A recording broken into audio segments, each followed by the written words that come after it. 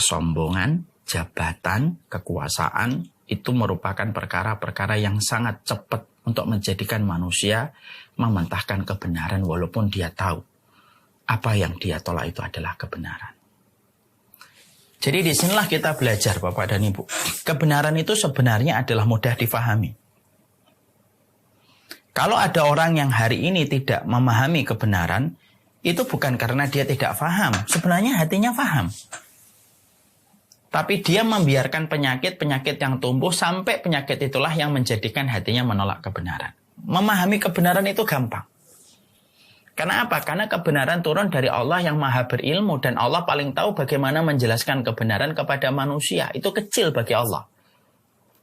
Pada dasarnya setiap manusia itu punya tools yang apabila dia pergunakan itu akan memudahkan dia untuk memahami kebenaran. Saya ambilkan sebuah analogi sederhana, kias. Pernah nggak kita dulu ketika waktu kuliah atau ketika sekolah SMA atau saya di pondok, ada guru kita yang pinter banget kalau nerangin. Saking dia kalau sudah nerangin, materi yang berat itu jadi gampang untuk dicerna.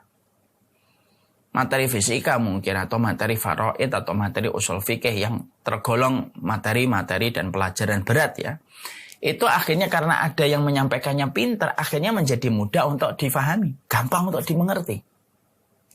Kalaulah ada guru, kalaulah ada ustadz di pondok dan guru di SMA ataupun dosen di tempat kuliah, karena dia pintar, akhirnya dia mudah menjelaskan satu materi yang berat, menjadi mudah difahami, dan akhirnya para siswa dan para santri bisa mengerjakan soal di tiap semester, karena gurunya juga pintar menerangkan dan dia bisa menghadirkan materi yang berat menjadi materi yang ringan dan mengalir tanpa beban yang dirasakan oleh santri dan siswa. Itu baru guru dan dosen, apalagi Allah. Allah itu paling ngerti mengajarkan kebenaran.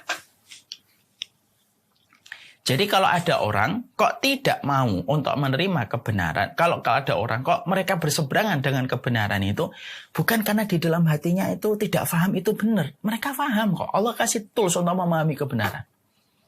Tapi mereka menghalangi kebenaran itu ketika mereka memadamkan kebenaran dengan berbagai macam sebab. Ada karena mengikuti mayoritas banyakan orang, ada ngikutin nafsu, ada yang karena ngikutin logika dan akal dipaksakan, ada yang karena bodoh, ada yang karena jabatan, ada yang karena kekuasaan, ada yang karena keluarga besar yang dia tidak sungkan untuk kemudian berbeda dengan mereka. Maka itu sebab-sebab akhirnya menjadikan seseorang itu dia menolak kebenaran walaupun pada hati kecilnya mereka itu mengimani kebenaran. Fir'aun itu sebenarnya mengimani apa yang disampaikan oleh Musa, sebagaimana Abu Jahal dan Abu Lahab.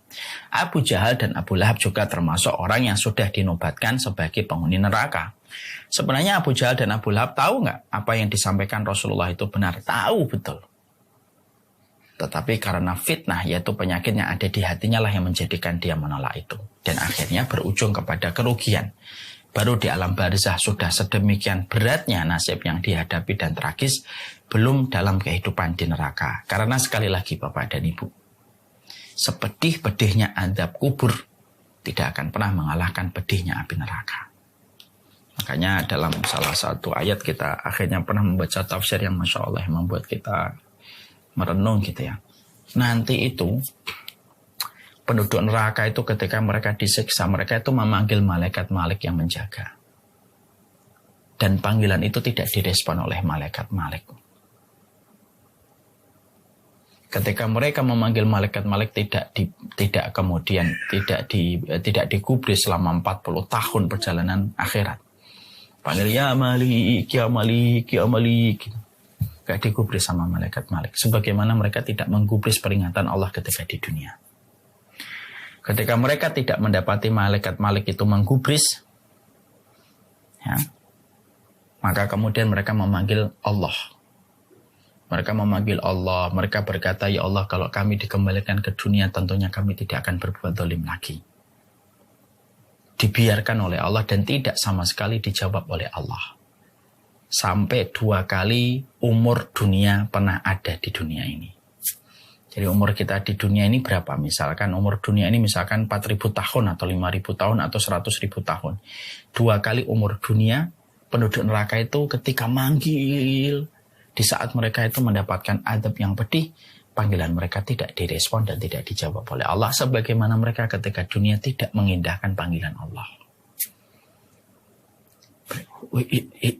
Kaidah itu simple. Kama tadi nutudan. Kalau sebagaimana kamu memperlakukan, kamu begitu pula diperlakukan. Kamu tidak mengindahkan peringatan Allah, kamu akan ketika manggil Allah tidak akan pernah diindahkan di akhirat. Maka mereka didiamkan 2 kali azab itu. 2 kali mereka didiamkan selama 2 kali masa umur di dunia. Mereka terus manggil sampai di situlah Allah kemudian berfirman, "Qala khsaufiha wala tukallimun." Diam kalian itu. Di tempat hina itu diam. Wala tukallimun, dan janganlah kalian bicara.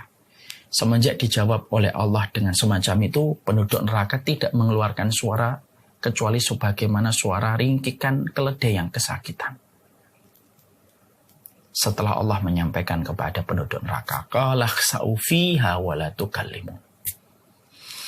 Dah di situ aja kamu, di tempat yang hina itu, jangan lagi bicara denganku. Nah, ini menunjukkan kepada kita sebuah perenungan. Inilah sejatinya kehidupan kita. Inilah yang menjadikan kita harusnya memahami betul. Ya, bahwasanya